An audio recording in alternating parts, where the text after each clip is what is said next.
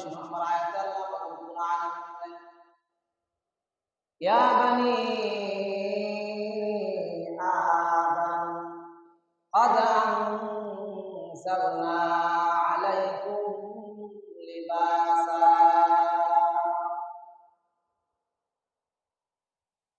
আল্লাহ পাক রব্বুল আলামিন আদমকে ডাক দিয়ে বলেন, হে আদম সন্তান, তোমাদেরকে আমি অনেক মহব্বত করি, তোমাদেরকে অনেক মহব্বত করে আমি বানাইছি, তোমাদেরকে আমি সৃষ্টি করেছি।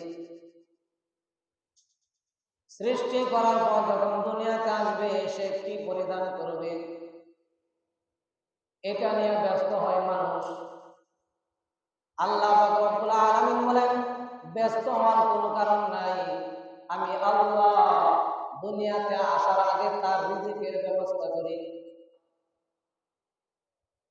দুনিয়াতে আসার আগে 50 বছর আগে ওই বান্দার রিজিকের ব্যবস্থা আল্লাহ তাআলা করেন।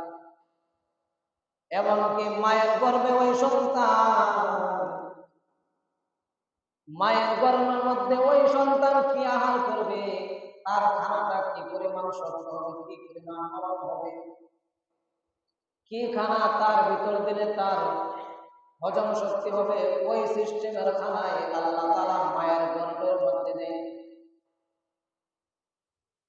মায়ের গর্ভের মধ্যে এমন খানা আল্লাহ পাক রব্বুল আলামিন সন্তানের পেটে দেয়, যে খানা এত গরম হয় না, যে খানা এত ঠান্ডা হয় না।